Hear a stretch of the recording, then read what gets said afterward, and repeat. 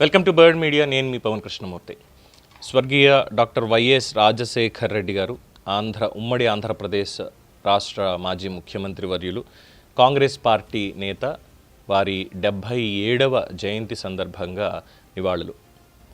సరే, ఆయన చేసిన అవినీతి ఆరోపణలు లేదంటే ఆ కేసులు ఇవన్నీ కూడా పక్కన పెట్టేస్తే, చేసినటువంటి కొన్ని మంచి పనులు, ఇచ్చినటువంటి హామీలు, అది వేరే వాళ్ళ పేరు మీద అయినా ముందుకు కంటిన్యూ చేయడాలతోటి ఆయన్ని ప్రజల గుండెల్లో స్థిరంగా నిలబడేలా చేశారు కాంగ్రెస్ నేతలు. ఆయన చేసినటువంటి గొప్ప పనులు కొన్ని ఉండొచ్చు, వాటిని ఖచ్చితంగా చెప్పుకోవాలి. అలాంటి వాళ్ళు లబ్ధి పొందినటువంటి వాళ్ళు ఖచ్చితంగా చెప్పాల్సిందే. ఫీజు రియంబర్స్మెంట్ అనేటువంటి పథకాన్ని అప్పటికి ముందే ప్రారంభించినప్పటికీ కూడా, అంతకుముందు ప్రభుత్వాల్లో ప్రారంభించినప్పటికీ కూడా, తర్వాత దాన్ని తీసుకొచ్చి ఈబీసీ వాటికి కూడా ఫీజు రియంబర్స్మెంట్ అందించినటువంటి వాళ్ళలో ఖచ్చితంగా రాజశేఖర్ రెడ్డి గారిని ఇక్కడ అభినందించాల్సిందే.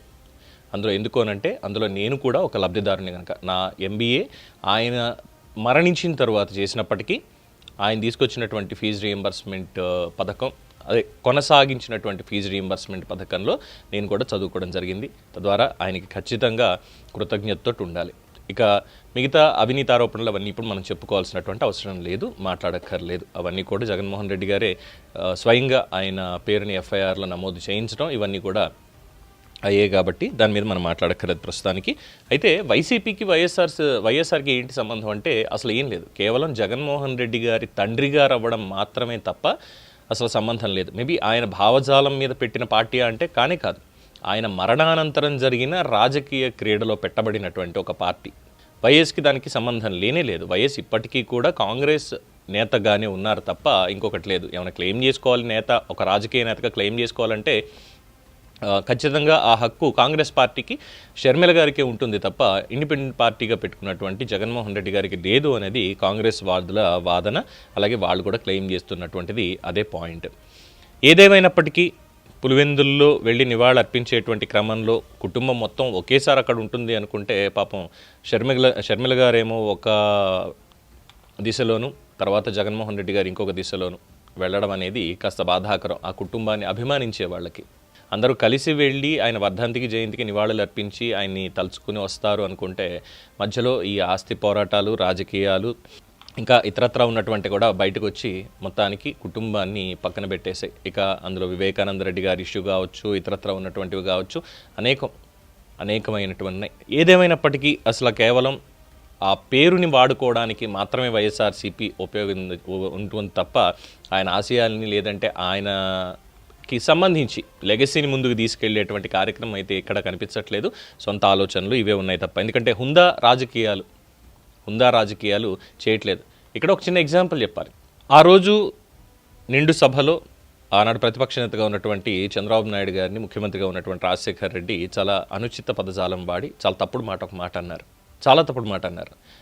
దాని మీద ఆగ్రహం వ్యక్తం చేసిన తర్వాత మళ్ళీ తర్వాత రోజు వచ్చి అందులో నేను ఏం మాట్లాడాను, నేను అన్నది ఆవిడికి అవమానం తీసుకొస్తావు చంద్రబాబు, నువ్వు ఆ తల్లికి అవమానం అనేటువంటి అర్థం స్ఫురించేగా మాట్లాడాను అంటే, పక్కన ఉన్నటువంటి సన్నిహితులు లేదండి మీరు అన్నటువంటి మాటలు కాదు, మీరు ఇది అన్నారు అంటే, తర్వాత రోజు వచ్చి హుందాతనంతో చంద్రబాబు నాయుడు గారికి సభాముఖంగా క్షమాపణ చెప్తున్నాను, నేను ఆ మాట అని ఉండకూడదు, నేను అనాల్సినటువంటిది వేరు కానీ అలా వచ్చింది, సో దయచేసి దాని రికార్డ్స్ తొలగించండి అని చెప్పి కూడా హుందాతనంగా రాజకీయం చేశారు అక్కడ. అలాగే వాళ్ళిద్దరిని ఎప్పుడు చూసినా, చంద్రబాబు నాయుడు గారిని, రాజశేఖర రెడ్డి గారిని ఎప్పుడు చూసినా బయట దిన సమావేశం పెట్టాలి, లేదు ఒక ఆల్ పార్టీ మీటింగ్ లాంటిది ఏర్పాటు చేయాలన్నప్పుడు కూడా ఇద్దరు పక్కనే, ప్రతిపక్ష నేతగా రాజశేఖర రెడ్డి, లేదంటే ప్రతిపక్ష నేతగా చంద్రబాబు, ఇద్దరు ఎవరో ఒకళ్ళు ముఖ్యమంత్రిగా ఉన్నప్పుడు ఇద్దరు పక్కనే కూర్చోవడం, మాట్లాడుకోవడం చాలా హుందాతనంగా ఉండేది.